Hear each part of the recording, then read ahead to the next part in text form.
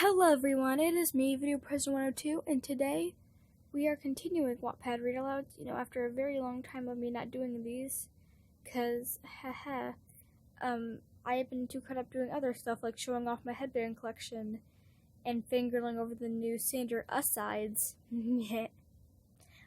Bus sides, that. I've been pretty good with these. Dad joke. Patton's proud of me.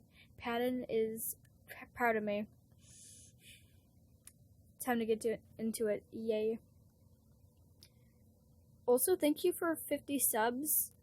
I think the thing that kind of motivated me to do another one of these is when I looked at my channel, I'm like, I went from 42 to 50 subscribers because of my new reaction video.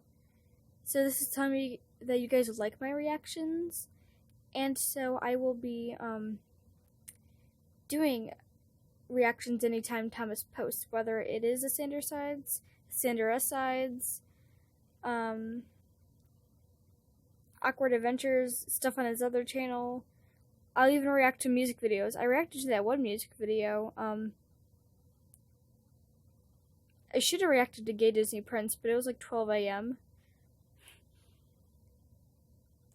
So yeah, I'm just gonna get into it. Thank you for 50 subs.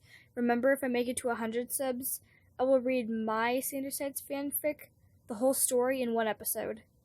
So no, chapter this through this, the whole story, my own fanfic, one episode.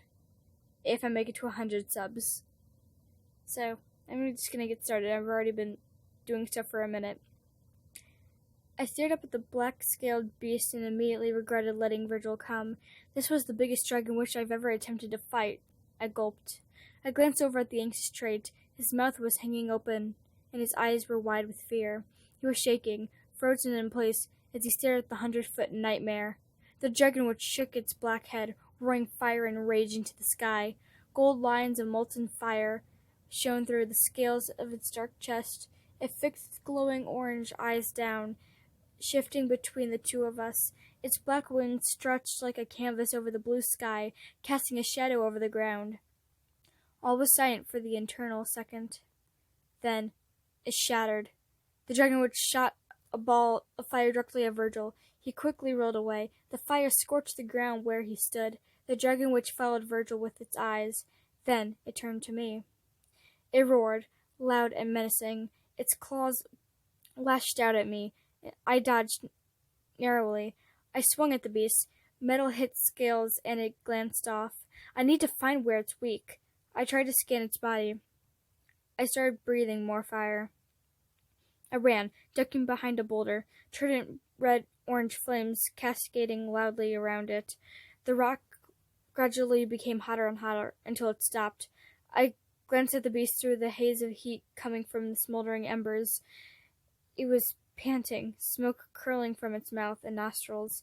The crisscrossing gold of its chest had faded. Its chest. That's it! It glowed at me, flickered its tail in frustration. I tightened my grip on my sword, ready to charge back into battle. But then a small object was thrown and it stuck in the dragon witch's eye. The foul beast howled in pain, clawing at its face. It turned its scale back to me. Then I remembered. Virgil! I saw him at the other end of the bare cave entrance. He was cornered. I know how to English, yep. The dragon witch raised its talons, but not to strike. Instead, it pointed at Virgil, muttering its own ancient language. It was casting a spell. I watched as a small, round puddle of black water grew around Virgil's feet. Nothing happened. He looked at me with fear written all over his face. Then he fell. The water seemed to suck him in, trying to drown him. Virgil held onto the edge of the puddle for dear life.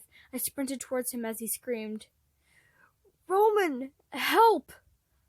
I was almost there. Just 20 feet more. 15. 10. Virgil slipped.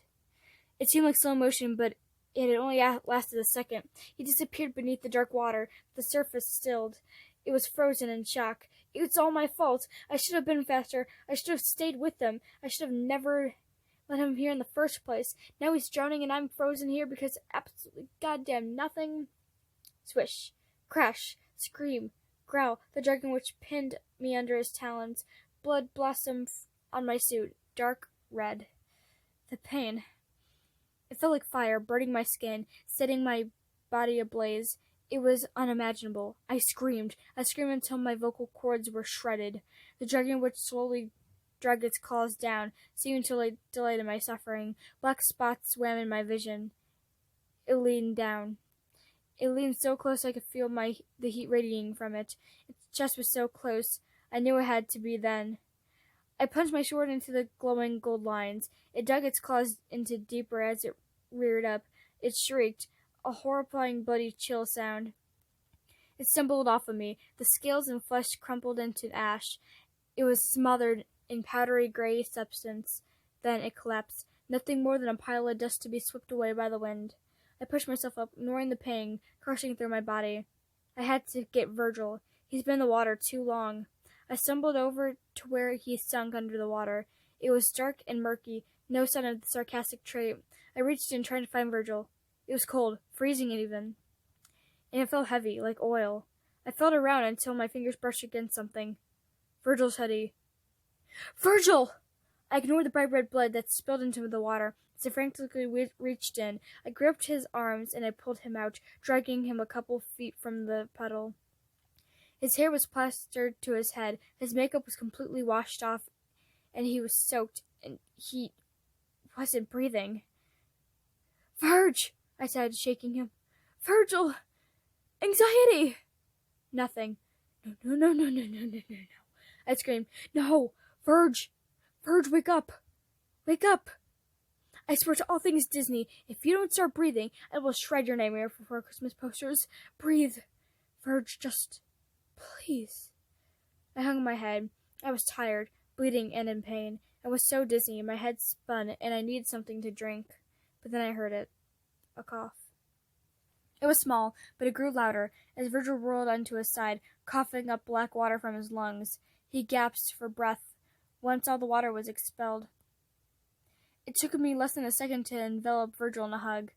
Virgil, I was so worried. You weren't breathing, and never do that again. That was so reckless. I thought you were dead, and it would have been my fault, and I buried my face into his shoulder, and he rubbed my back soothingly. I am sorry I scared you so much, but I'm okay now, Ro. I'm not going to die. Not now. Not for a very long time. Got it? I nodded. Good, he said. And Roman? I looked up at Virgil to see the signature smirk on the back of his face. Yeah? Don't touch my Tim Burton posters. I laughed, but quickly turns into a wince of pain as floods in my body. Roman, what? Oh my god! Virgil said, noticing all the blood. But we need to go back to Logan and Patton now. I nod, unable to form words now. Virgil helps me stand, though we nearly fall over a couple times. He quickly teleports the both of us to the Mind Palace. Roman, Virgil, they're... Oh my god, what the frick happened to you two? Patton nearly screamed when he saw us. I don't blame him. One of us covered in blood and the other completely drenched. We must have looked awful, though probably not as awful as we feel. I fell to my knees, buckle under my vision swam. Black dots danced around, slowly engulfing me. I heard someone call my name before I passed out. Roman! Oh no. Day 2, Patton's perspective. Logan and I fell asleep the previous night, all cuddled up together as dogs. The only thing that changed was when I woke up the next morning, was that we were back to our normal bodies. My face was buried in Logan's shoulder, and his chin was resting on the top of my head. His arms were wrapped loosely around my shoulders, so I couldn't move without waking the logical trait. And I didn't want to do that. He looked too cute. Well, aren't you two absolutely despicable couple? A smooth voice whispered. I looked up to see leaning on the doorframe, smirking a little at us. I smiled back at him, motioning for him to be quiet. He shook his head and headed back inside. I turned my attention back to Logan, the slow rise and fall of his chest, the small tilt of his glasses, and most importantly, the small smile that graced his lips. I wrapped my arms around the middle and snuggled closer. The smell of morning dew washed over us as we laid on the porch. Logan stirred. his eyes fluttering open. "Morning, Lo," I whispered, not wanting to break the comfortable silence. He hummed in response. Logical trait, then sat up, rubbing his eyes and straining his glasses. He looked absolutely adorable.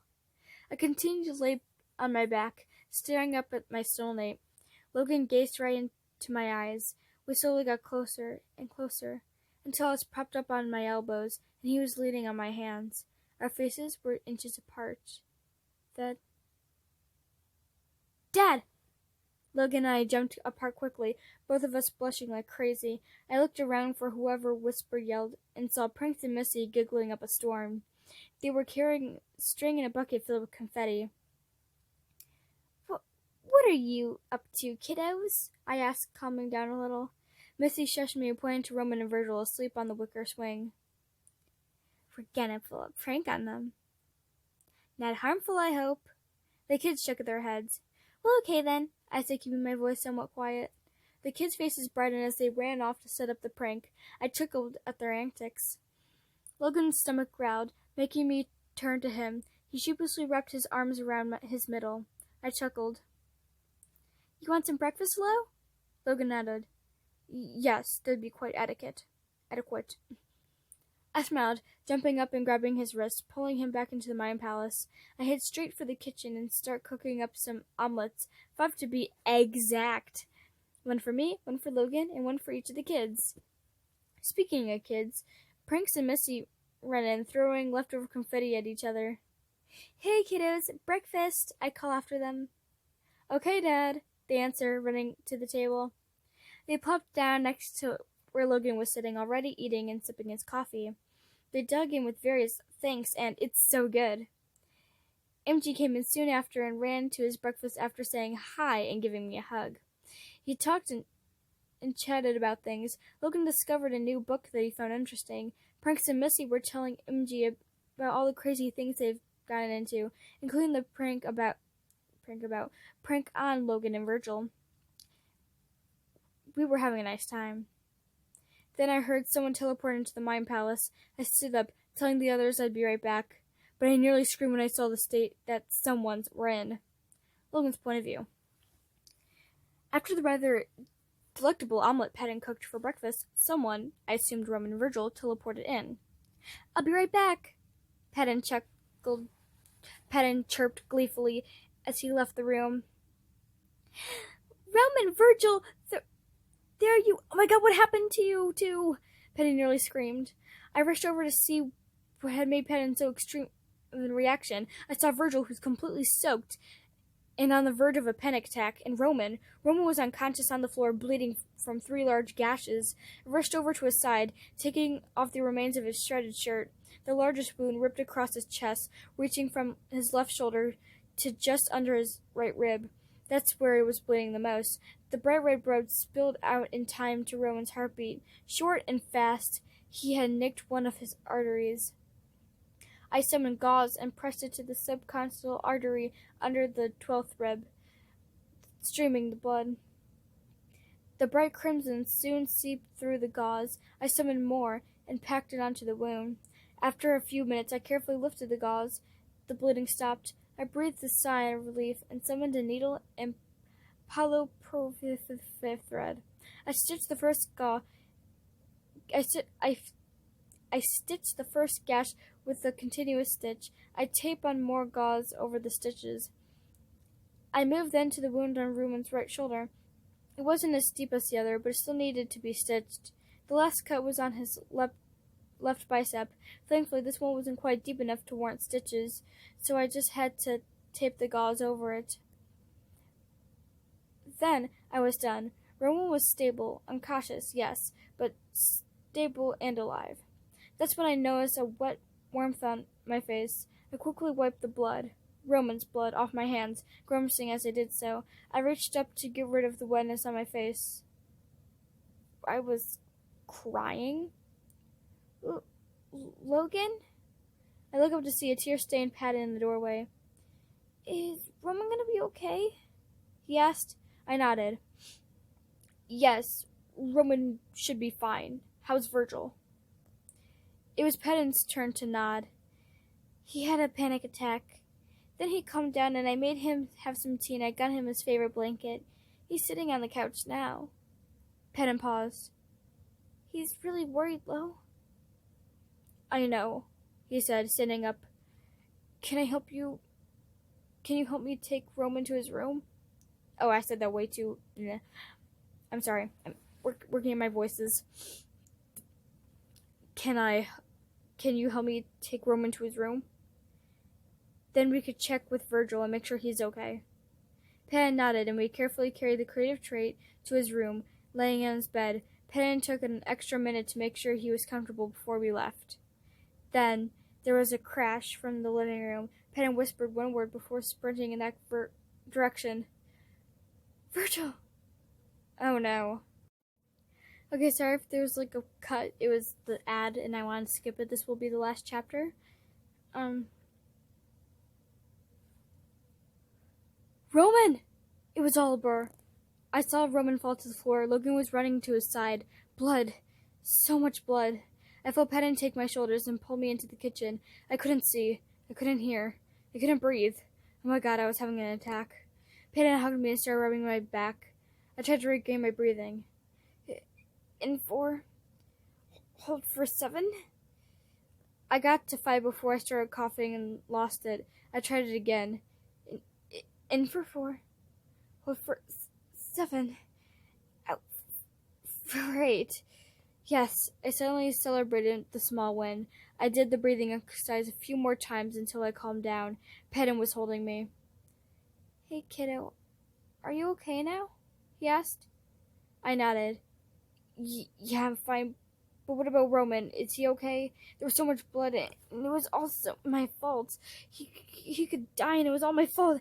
And Virgil, Patton sighed, turning me to look at him. I winced at the sudden movement. He seemed to notice because his expression immediately softened. Virgil, whatever happened wasn't your fault. I'm sure Roman's gonna do just fine, okay? I nodded silently. Good. Patton said, releasing my shoulders.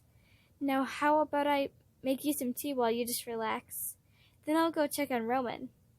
I nodded and let Patton guide me to the couch. He grabbed my purple blanket that I left on the chair last night and wrapped it around me. The fatherly trait summoned a cup of peppermint tea, then ruffled my still damp hair and left.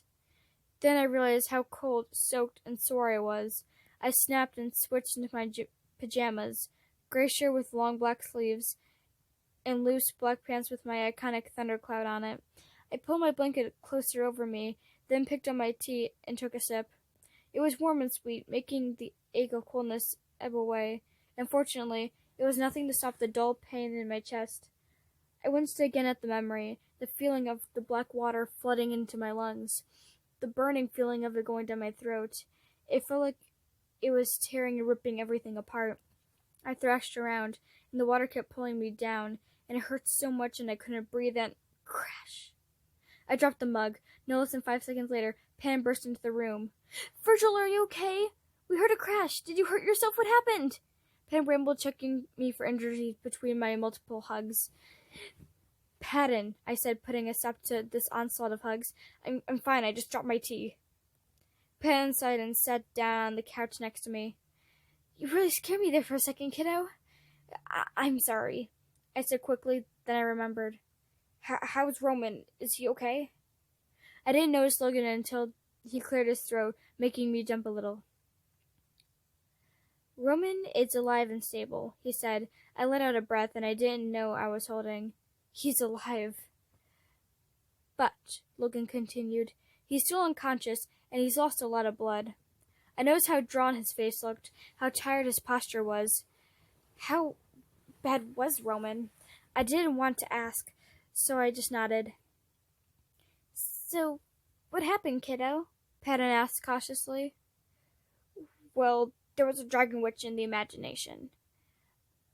I remembered its black-scaled hide. I made Roman take me with him to the fight.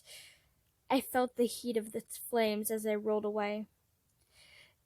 It started to go after Roman, so I threw a rock in its eye.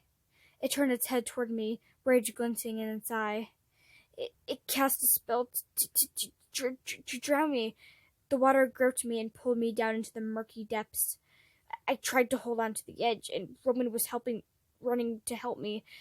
His eyes were full of fear and desperation. But I slipped and fell in the water. The cold surrounded me as I was pulled down. I tried to hold my breath, but I couldn't, and it hurt, and I couldn't move. There was a calm, and then I blacked out. The next thing I knew, I was gasping for air with a bleeding Roman hugging me.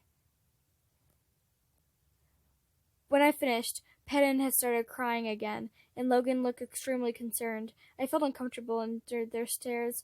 It was all my fault. If I didn't convince Roman to bring me with him, he wouldn't have had to save me, and he wouldn't have been able to defeat the Dragon Witch, and he would have gotten hurt because of me. Virg, it wasn't your fault, Patton said. My eyes went, crap, did I say that aloud? But it was. If I wasn't there... If you weren't there, Roman could have died, Logan interrupted. What? Hold on, is that a quote? Okay, that's confusing. The what with the dash is not in quotes. So technically he didn't say it. I don't think I've ever heard of anyone like stuttering in their head. That's kind of cool. I highly doubt he would have gotten any injuries if you weren't there. What if he was injured just as bad or worse, and he was left alone? He wouldn't have had the strength to teleport back from the imagination. Virgil, you saved Roman's life. I didn't know what to say after Logan's little speech. I just sat there staring at him in shock. He was right, but that didn't stop me from feeling guilty. I'm going to see Roman, I said, standing up. Wait, Virgil, are you sure you're okay? Patton questioned. I gave him a small smile and a nod before walking over to Roman's room. I hesitated at the door, white with red and gold accents, and the gold doorknob. Was I ready to see him? An image of Roman bleeding on the floor flashed through my head. I pushed the door open quickly. Roman was lying on his bed. His chest was rising and falling softly, covered in white bandages. His skin was pale. If he wasn't in such a bad condition, I'd make a Snow White joke. I summoned a chair and sat down next to him in his bed. He looked peaceful. I started reaching for his hand, but I hesitated. Should I? I shook my head and slipped my fingers between his. Does this mean anything? No. Okay, that's all I'm going to read for today. I hope you guys like this. Once again, thank you guys for 50 subscribers. I really appreciate it. I do all the appreciative things for you guys. Yay. Thank you. Thank you. Yeah, I started a lot during this reading, but kind of works because most of this was Virgil anxiously talking, so the stutter actually kind of worked until I got to Patton and Logan's part, and I was like, oh, I can't English about it. So anyway, yeah, thank you once again for 50 subs. If you're new here, please subscribe, Scrabbles, and do your best.